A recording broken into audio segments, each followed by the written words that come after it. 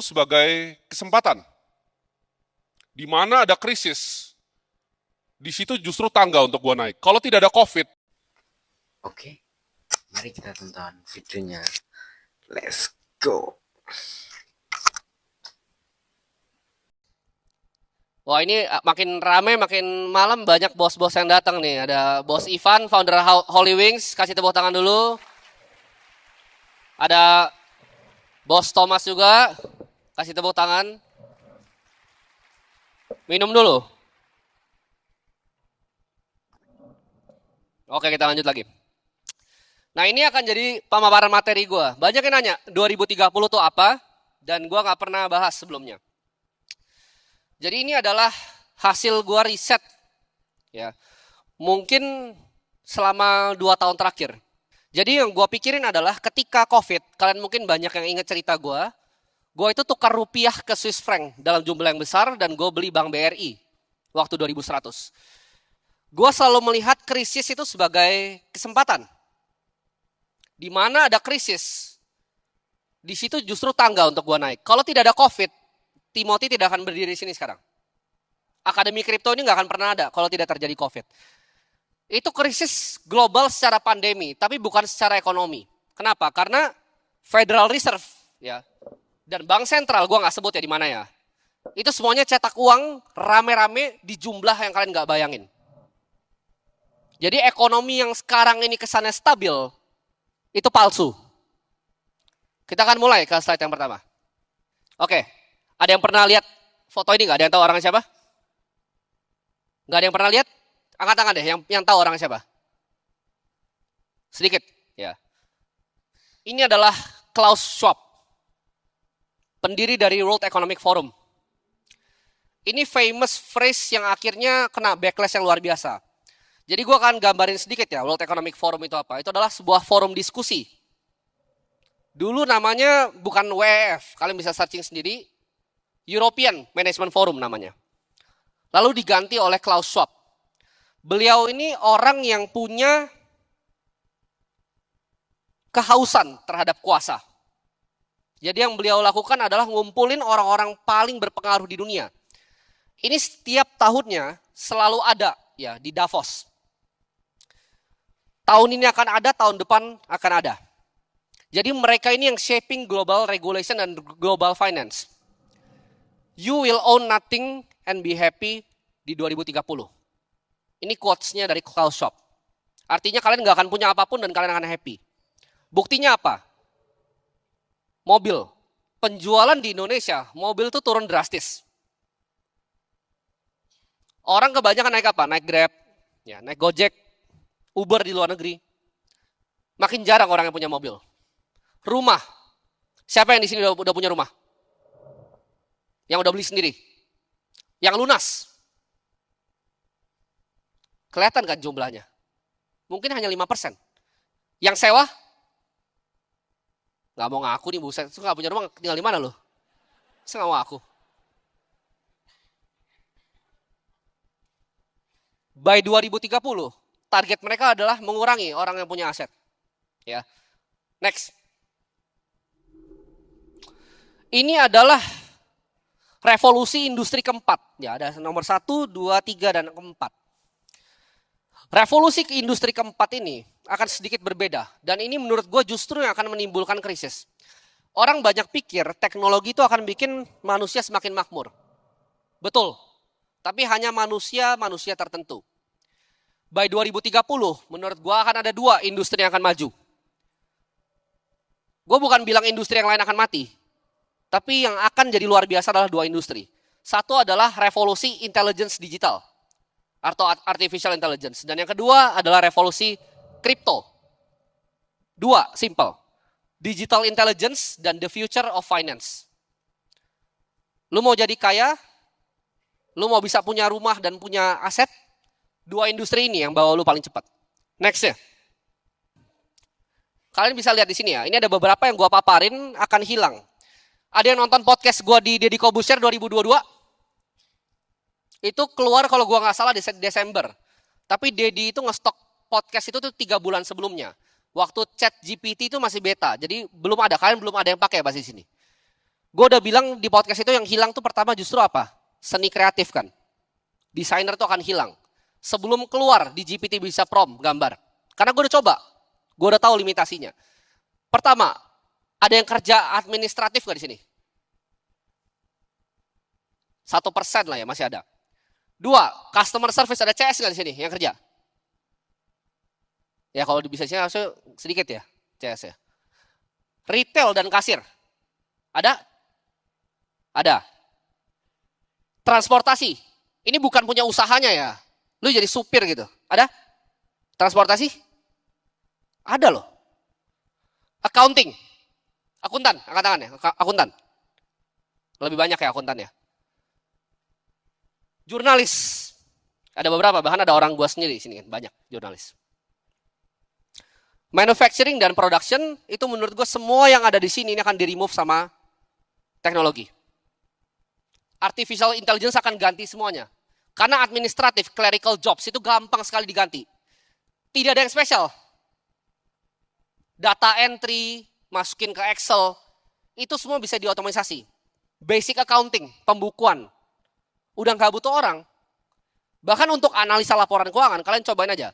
Buat lu semua yang punya perusahaan, coba lu screenshot neraca lu tanya ke ChatGPT, kalian tanya, hasilnya ini menurut kalian lebih bagus kalau apa? Dia bisa analisa financial statement kalian. Arus kas, income statement, neraca. Semua, basic journalism. Sebagai contoh ya, pertanyaan yang kalian tadi pikir gue bikin di sini, gue jujur, itu baru gue bikin 5 menit sebelum gue datang sini. Pakai apa bikinnya? Pakai DeepSeek punya Cina. Jadi gue udah train modelnya. Prompt gue apa? Kasih gue pertanyaan level Bloomberg interview. Ke regulator dan para pelaku industri. Itu pertanyaan yang lu lihat tadi, itu bukan pertanyaan gue. Semuanya dibikin. Pakai AI. Next. Nah ini data dari McKinsey. 375 juta orang akan affected. Ya. Jadi ini akan jadi perubahan okupansi terbesar dalam sejarah manusia. Ini gue selalu bilang. Zaman dulu, ya. Zaman dulu itu kalau kalian adalah seorang budak, ini kan sejarah selalu berulang ya. Zaman sekarang budak modern itu masih ada. Bedanya kalau zaman dulu budak itu cuma dicambuk, dikasih rumah, dikasih roti. Kalau sekarang dikasih gaji berupa gaji UMR. Tapi ke depannya ketika teknologi udah bisa surpass itu, teknologi udah bisa menggantikan itu. Fungsinya apa lagi? Tidak ada. Dan ini akan sebentar lagi. Ini data dari McKinsey. Next. Kalian lihat. Ini adalah nomor 1, 2, 3, 4, 5, 6, dan 7. Emas, Apple, Microsoft, Nvidia, Alphabet, Amazon, dan Bitcoin. Apa yang 7 aset paling besar di dunia ini have in common? Perfect money, digital intelligence, that's it. Ya. Kita dari nomor 1, gold. Gold itu apa? Aset apa? Orang kan banyak bilang itu adalah uangnya Tuhan, God's money. Gold itu udah ada jauh sebelum kita ada di sini. Sebelum kalian semua duduk sini, gold itu udah ada jauh. Ya. Itu adalah orang anggap sebagai uang yang sebenarnya. Karena bank sentral di semua dunia itu reserve-nya cuma 3 yang besar. USD, Euro, dan Gold. Dan Gold ini akan terus thriving. Nanti kita akan bahas Gold ke depannya ya. Next ya Apple. Apple ini pasti akan dia. Kalian nonton semua earnings call-nya. Gue udah nonton semua. Gue baca semua corporate presentation-nya. Semua arahnya cuma ke satu, AI. Microsoft. Microsoft ini lagi gila banget ke AI. 30% dari revenue Microsoft itu ada di software-nya. 30% tuh di cloud, dan sisanya dia akan push ke AI. Nvidia, gue udah gak usah jelasin, kalian tahu semua Nvidia temanya apa. It's all AI, chip paling barunya segala macam. Alphabet, sama, AI juga arahnya. Amazon, kalian kira paling besar retailnya? Bukan, AWS yang paling besar. Amazon Web Services, sama. Nonton earnings call-nya. Arahnya semua ke AI, dan nomor 7 Bitcoin. Banyak orang belum sadar, banyak yang bilang, oh Bitcoin itu scam. Tapi Bitcoin itu buktinya, ini adalah aset paling resilient. Kalau sekarang sih udah turun sedikit ya, bukan 1,9 T. 1,8 sekian T. market cap-nya. Dan gue akan jelasin kenapa ini kecil sekali. Ada yang ngerasa Bitcoin mahal nggak? Oh, nggak ada. Ada yang nggak punya Bitcoin nggak di portofolionya? Ada satu pendekar. Kalian coba lihat chart ini baik-baik. Bitcoin 1,9 T. Amazon 2,4 T. Bitcoin itu cuma satu perusahaan di US. Murah nggak? Kalian ada yang tahu nggak listed US itu berapa? Ada yang tahu? Angkanya semua gabungan 50.000. Kalian lihat deh, Apple tuh 3,5 T, Microsoft 3 T, Nvidia 2,94 T. Bitcoin tuh kayak cuman satu. Bahkan ETF, ya lu gabungin Vanguard punya total stock market index sama Vanguard S&P 500. Itu lebih besar market cap-nya dibanding Bitcoin. Jadi yang bilang Bitcoin sekarang udah mahal, itu kurang pinter. Next. Nah, dunia akan berubah. Ada yang lihat foto ini nggak? Ada yang pernah lihat foto ini? Ini waktu Donald Trump maju. Ya. Mark Zuckerberg, ini dia lagi ngelirik kemana nih? Kalian tahu kan? Ya. Jeff Bezos, Sundar Pichai, dan Elon Musk. Zaman dulu orang-orang paling kaya itu siapa? Andrew Carnegie, Rockefeller, oil. Zaman sekarang udah bukan seperti itu. Ini adalah kedepannya teknokrat ini akan menguasai dunia. Yang kuasain teknologi akan kuasain dunia. Yang kuasain teknologi terdepan akan yang kuasain dunia. Next.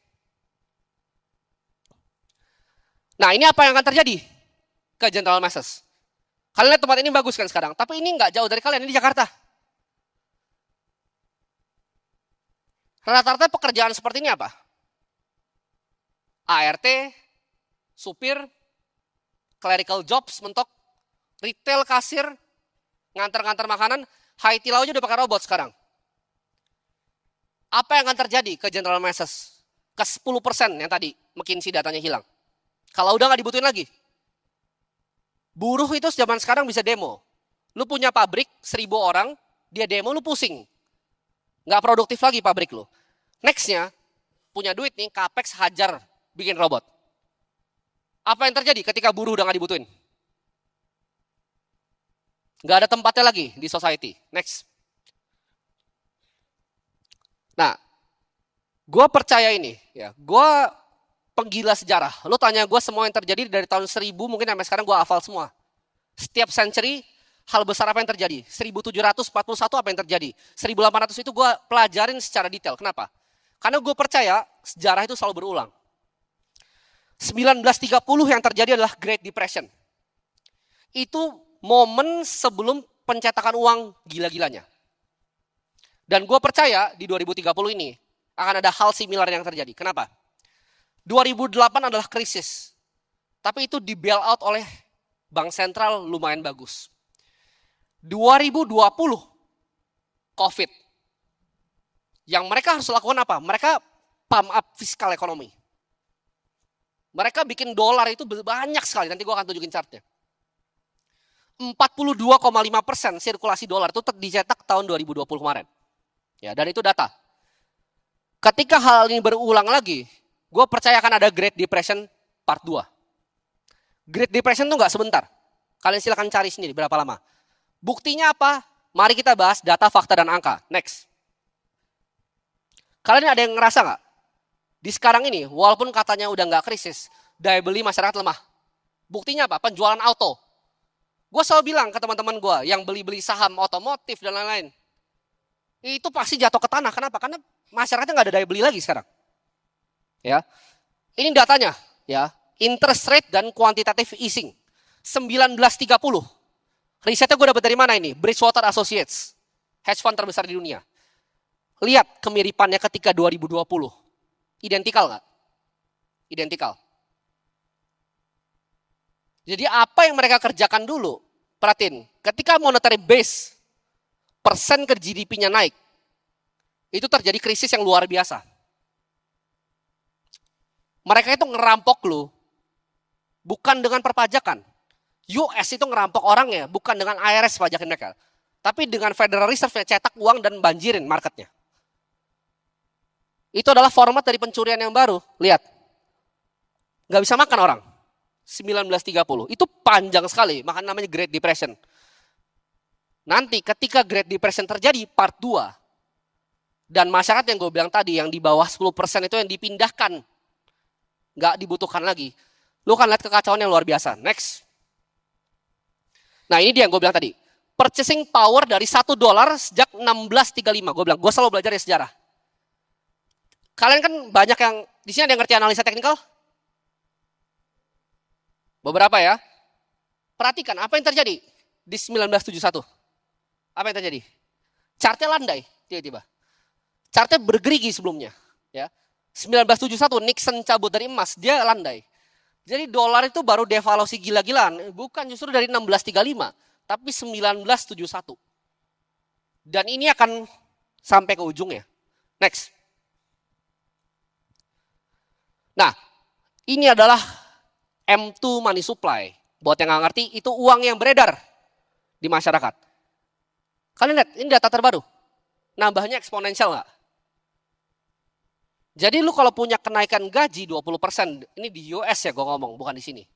Tapi gampangnya gini, yang terjadi di US lu kali 2 di sini. Kalau gue ngomong inflasi di US itu 7%, lu kali 2 di sini. Ya, emerging market itu selalu kali 2 kalahnya dari US. Di US aja seperti ini. Next. Nah ini, ada yang tahu rumahnya siapa? Michael Saylor, betul. Kalian stalker juga ya? Gue lagi coba undang sih dia. Ini rumahnya Michael Saylor. Di Miami Beach. 1930 itu ada plakat di rumahnya harganya $100.000. Kalian tahu gak $100.000 sekarang buat rumahnya ini dapatnya apa? Pajak 2 minggu. Bayar pajak 2 minggunya $100.000. Mendingan beli dolar atau Miami Beach property? Property. Ya. Karena nggak bisa dibikin lagi, itu ada yachtnya Saylor tuh di bawah tuh. Next. Apa yang terjadi di emerging market currency? Itu kan pertanyaan kalian. Karena kita bukan US. US aja udah mampus, apalagi kita.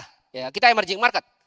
Ini peso Argentina. Ada yang datang di sini nggak? Coba angkat tangan yang datang sini. Wah, banyak pendekar gue dari 2 tahun lalu. Ini gue bohong-bohong atau beneran? Gue bikin ini waktu itu. 232. Ini udah tinggi banget loh tuh. Gue prediksi di sini, gue ngomong Argentina peso akan ke 1000. Kenapa? Karena gue udah hitung quantitative easing-nya. Dan betul, dia sampai ke 1000. Sekarang pertanyaannya, lu orang Argentina. Apa yang lu mau beli? Saham Argentina kah? Apa yang lu mau beli? Dolar? Dolar pun lebih bagus karena naik 4 kali, 5 kali naiknya. Apa yang lu bisa beli? Perusahaan kah di Argentina? Coba lu bikin kayak klub malam kayak Holy Wings di Argentina. Lu bisa kejar inflasinya. Mati. Ya. Lu kalau jadi orang Argentina tidak ada yang bisa lu lakukan kecuali beli emas, beli dolar dan beli Bitcoin. Cuma 3 jawabannya. Next. Nah, ini akan terjadi. Ya, ini balik lagi sejarah. 1930 apa yang terjadi? Confiscation. Emasnya dicolong. Lu punya emas di rumah, digeruduk, diminta. Karena itu form dari perfect money. Ini pesawat-pesawat kecil ini adalah gambar capital, uang lu. Ya. Ketika uang dari currency yang lebih lemah kayak Argentina, coba contohnya Argentina aja ya biar aman ya. Argentina peso dia mau keluar ke dolar, dolar tuh black market di sana. Ada yang tahu nggak?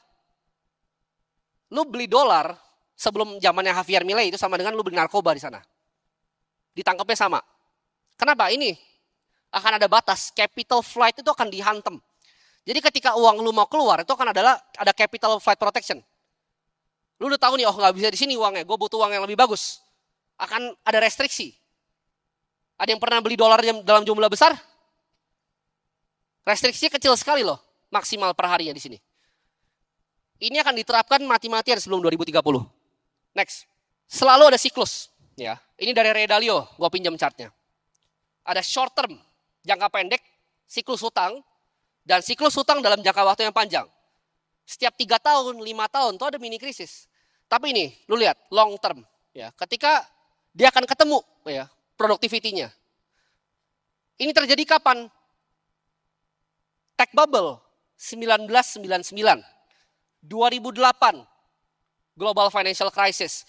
2020 COVID, tapi COVID itu tertunda. 2008 dan 2020 itu tertunda menurut gua.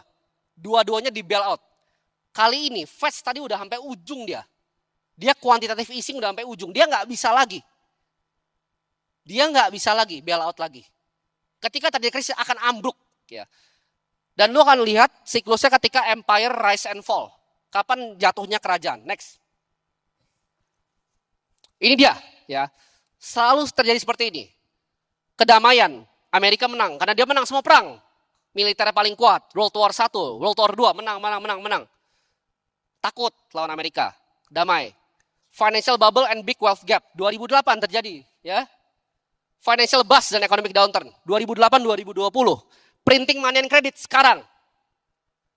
Revolusi and wars sekarang. Bentar lagi. Debt and political restructuring.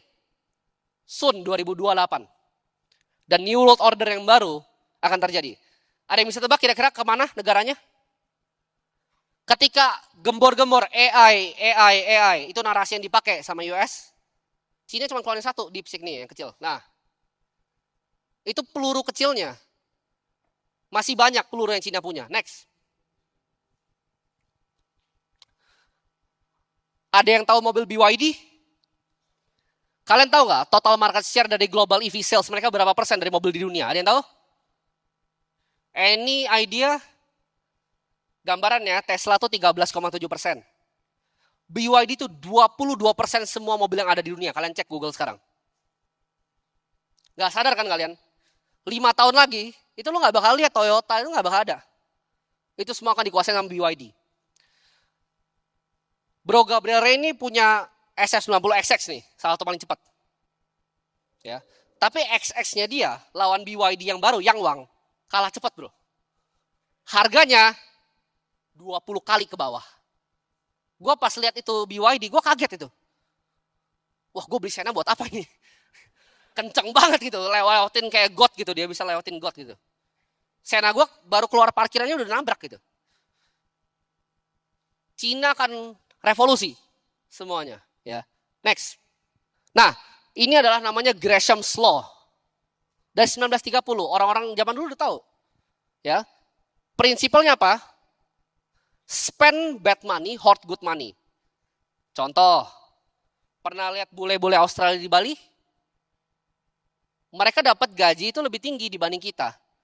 Dia dapat uangnya dari Australia, liburan di Bali, berasa jadi orang kaya, padahal nggak kaya. Kenapa? Karena dia pakai prinsip Gresham Law. Dia spend bad money, dia hoard good money. Dia dapat gaji dalam bentuk Australian dollar, dia spending dalam IDR. Sama kayak mereka yang ke Thailand. Mereka spending di baht yang lebih murah. Ya, ketika kalian buang bad money, ya mungkin seperti beliau-beliau di depan ini yang Bitcoinnya sudah banyak, lu akan merasa semuanya jadi lebih murah. Next. Nah ini adalah presentasi gue tanggal 26/07/2024. Gue bilang di sini bahwa 1,5 miliar Bitcoin is inevitable.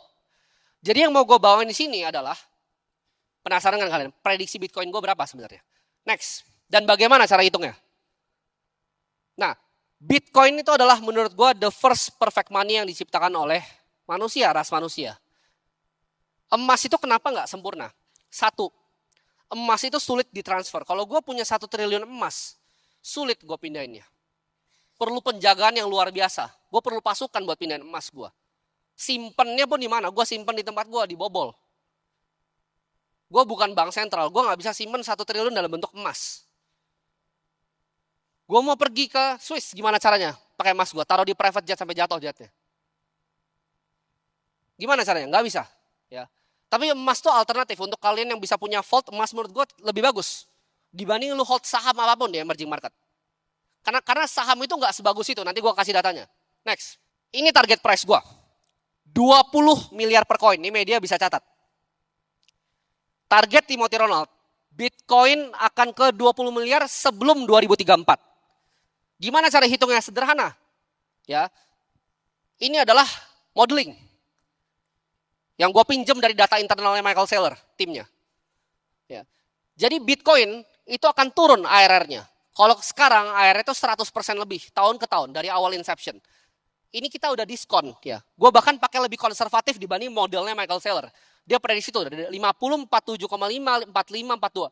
Gue ratain di 30% ARR. 30% tahun ke tahun compounding dari harga sekarang itu akan reach $1 juta. Kalian mungkin mikir 16 miliar, bukan. Karena rupiahnya Biden akan 20.000.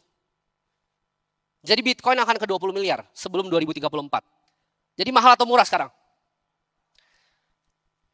Ibarat Benjamin Graham, teori margin of safety-nya, ini baru 5%. Lu punya margin of safety 95. Jadi ada yang panik, Bitcoin naik 105, turun 98, gue harus ngapain? Jawabannya apa? Beli lagi. Lu mau kasih gue 120, 105, 95, 70, gue peduli setan karena target gue jauh banget. Ya. Next. Ini historical Bitcoin. Bitcoin adalah aset terbaik di muka bumi ini, ya. Real. Dari semua matrix, ya. 3 matrix pertama, modern portfolio theory. Historical ARR 104%, Sharpe ratio di 0,83. Makin dekat ke 1 makin bagus. Dan dia standar deviasi di 153%. Jadi kalau orang bilang Bitcoin itu volatil, Sharpe ratio-nya itu 0,83. Ini bagus sekali. Lu cari portfolio yang bisa reach ini. Sharpe ratio adalah risk adjusted return. Di finance kita nggak cuma nyari return, tapi kita cari risk adjusted return. Next. Nah ini dia. Ini data dari McKinsey juga. Global wealth akan diprediksi ke 1.000 triliun.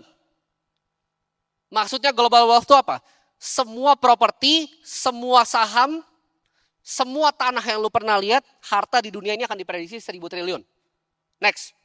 Nah ini prediksinya Halvini. Kalau Bro Kakak personal, Bro Kakak pernah bilang ke gue, menurut dia Satoshi adalah Halvini. Menurut dia. Gue juga kayaknya berpikir demikian. Orangnya udah nggak ada, orangnya udah meninggal. Halvini udah prediksi, ini tahun 2009, ya baca nih. Bitcoin itu value-nya 10 juta dolar. 2009 tuh Bitcoin belum menjadi apa-apa. Dia cuma valuasi sederhana, ya. Dia estimasi 100 triliun US dollar ke 300 triliun global wealth. Tapi McKinsey tadi bilang, karena ini 2009, udah meninggal juga orangnya. McKinsey prediksi akan ke 1.000 triliun. Jadi kalau kita pakai proyeksi Halvini lebih jauh lagi. Kira-kira berarti harusnya di sekitar 25 sampai 35 juta dolar. 3 Bitcoin is all you ever need. Buat lo orang-orang kaya yang duduk di sini, beli 3 sekarang, you're set for life.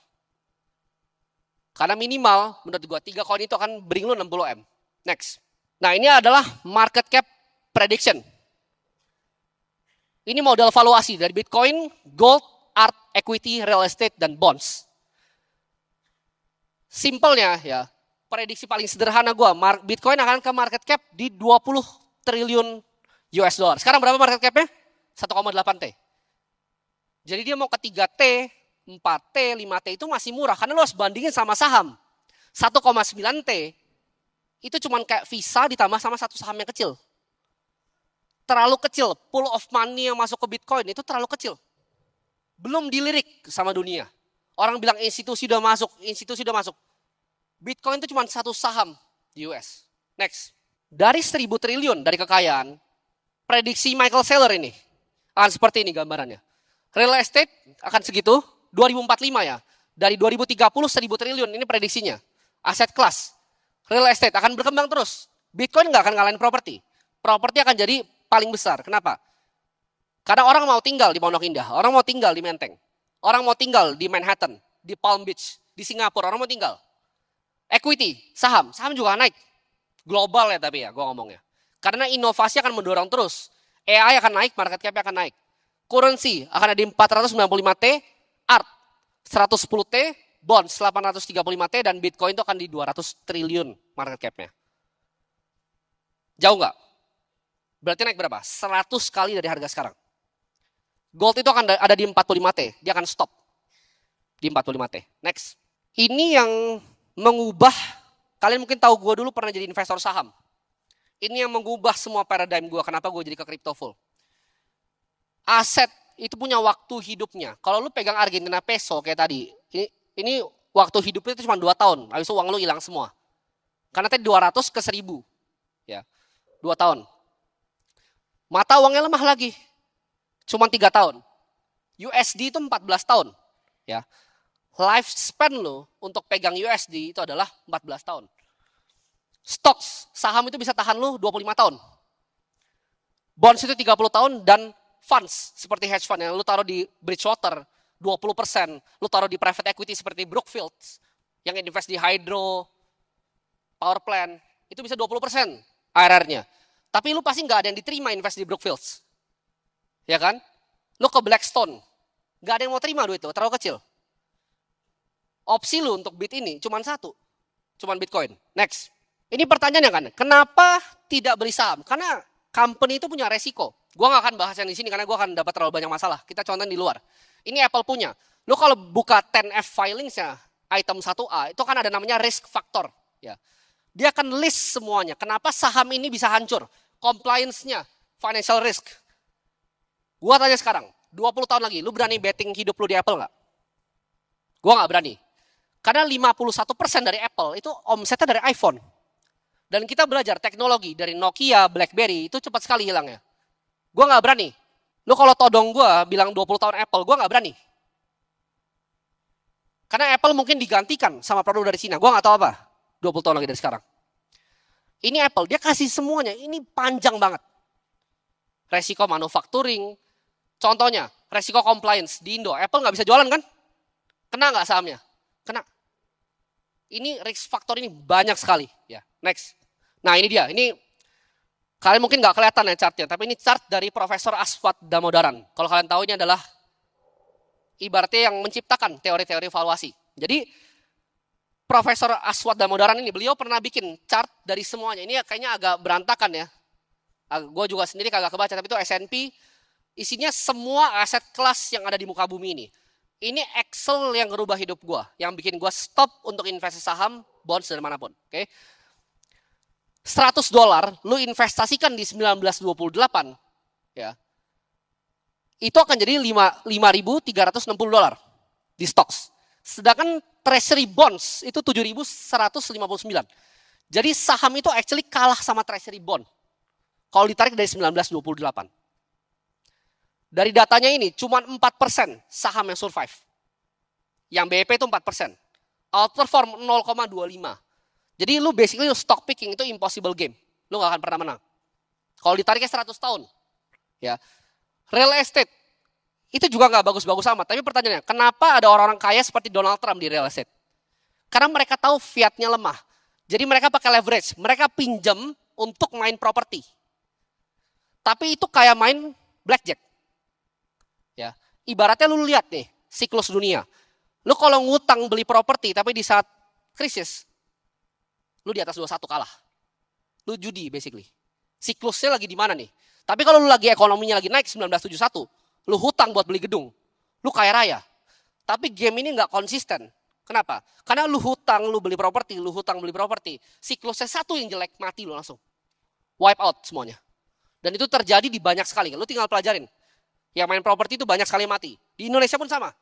Kena krisis 98 tuh yang main properti pakai utang mati. Yang main perusahaan pakai utang mati. Ya.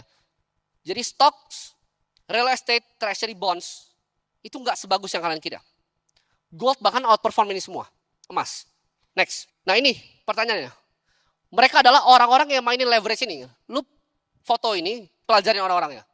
Cara mereka jadi kaya simple. Pakai bank, ngutang, bangun proyek, bikin. Tapi itu sampai lu masuk di financial downturn yang salah. Lu leverage uang orang.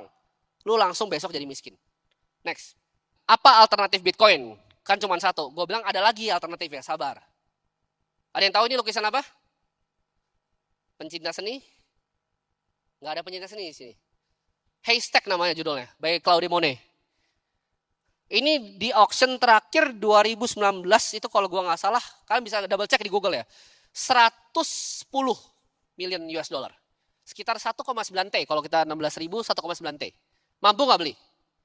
Ini 20% nih tahun ke tahun nih. Kalau tahan dari dulu, ini 20% tahun ke tahun. Opsi Bitcoin itu cuma gambar Monet ini. Kalau lu mampu beli silahkan beli buat orang-orang kaya di sini. Mungkin Bos Ivan kalau mau beli ya. Next. Nah, ini aset kelas ini dari Sailor juga chartnya. Orang kan ngomongnya selalu consumer inflation, oke? Jadi kalau gue beli investment grade bonds, gue menang dari consumer inflation. Tapi kita tahu itu bullshit. Beras naiknya berapa, semua naiknya berapa. Realnya adalah monetary inflation, M2 money supply. Itu batasnya di situ. Jadi kalau lu US large cap, S&P 500 13,3, lu hit benchmarknya pas sama M2 money supply. Lo harus cari tadi apa? US growth atau enggak Nasdaq teknologi, baru naik dikit. Bitcoin 30% tahun ke tahun. Ya. 30% tahun ke tahun. Next. Market cap-nya ini sekarang. Gold, Bitcoin kecil tuh, 1,8 T tuh di ujung. Under value nggak ini? Kalau menurut lu ini nggak murah, ya gue udah nggak tahu lagi pakai chart apa lagi untuk gambarinnya. Kira-kira seperti ini. Real estate 330 T, bonds itu 300 T, equity global, US sama semuanya. Dan kalian harus tahu, dari global index, US tuh 20% 4 saham loh. Global ya. Buka coba prospektusnya, MSCI World Index. 5% tuh Nvidia. 5% Microsoft, 5% Apple. Dunia itu nggak ada isinya kecuali US. Ya. Ini US semua equity-nya. 6T dan ARTA yang tadi, yang kayak haystack-nya Monet, gambar-gambar yang lain itu di 18T. Gold itu 16T dan Bitcoin di 1,8T. Opsi lu murah atau enggak. Next. Nah ini dia sejarah.